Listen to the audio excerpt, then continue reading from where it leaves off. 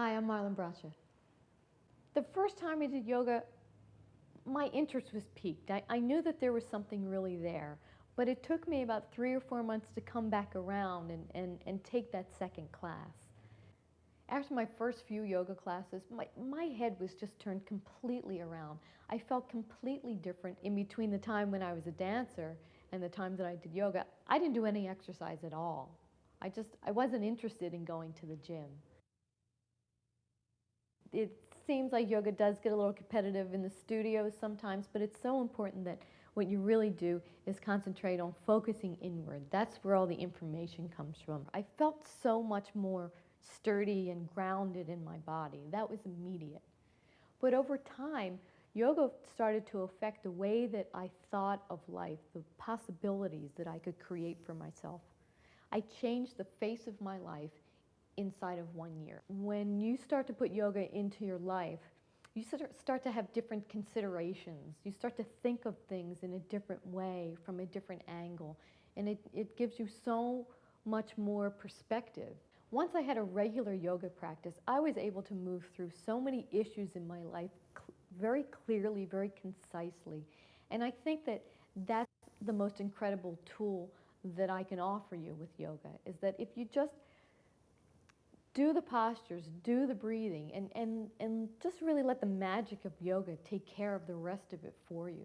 When people have a consistent yoga practice, they do sleep better, they don't seem to be as tense. I think what happens is that you start processing the events of your life very differently. The very first time you do yoga, you're going to finish the practice and stand up and go, my body feels different. My spine feels different. My posture feels better. I feel more relaxed. I think you'll feel that right away. Anybody can do yoga that wants to, but it seems like everybody wants me to tell them that it's going to be easy. Well, doing the postures, you put your hand here, you put your leg there, that's not difficult. What's not so easy is to treat yoga like a discipline, to actually integrate it into your life, to find the space for yoga in your life. When you do yoga regularly, that's when you really maximize all the benefits that you get out of it. In order to have a yoga practice in your life, I mean really in your life, you don't have to give up really anything. You don't have to be vegetarian, you don't have to be of a particular faith. I still do all the things that normal people do. I work, I go out, I have friends, I entertain, I go to movies, I do everything everybody else does. I'm not the kind of yogi that sits in a cave, but what I've done with yoga is I've taken it and I've integrated it into my life. It has a place in my life that is always consistent.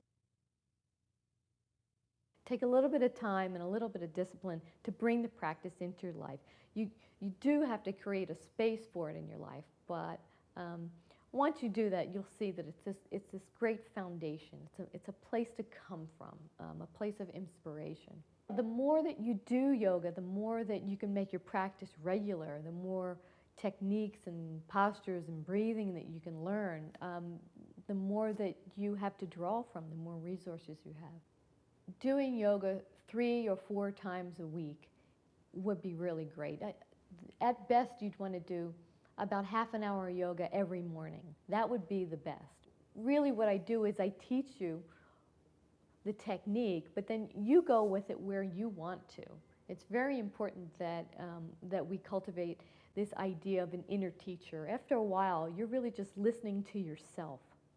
You're tuning in and you're listening to what your own intuition is telling you should be doing with your yoga practice. When people finally get around to the space where they integrate yoga into their life, they're amazed. They're amazed at how much better they feel, and they're amazed at how easy it was to just follow the directions and do the postures and do the breathing. This series is designed to fit into your life really easily. The practices are short. I start you from the absolute basics and then give you an opportunity to figure out what parts of yoga are you curious about? What parts of yoga do you want to learn about next? There are several DVDs in the collection. After you do the beginner one, you can really move on and say, Yoga therapy is interesting to me. Or I'm older, I'd like to do senior yoga. Or, well, I really do have back problems, or I know somebody that has back problems. So there are a lot of places to go. As you work your way through the series, you can learn all kinds of different techniques that are really not being taught in the studios much at all. Some of my students have told me that they've always had back pain, and then after they started doing yoga with me, after really just a short while, their back pain just vanished. It just completely went away. Some of my older students have told me that they've got flexibility and strength they just never imagined that they would have again. One of my students told me that practicing yoga with me was actually a huge part of her recovery from a very serious illness.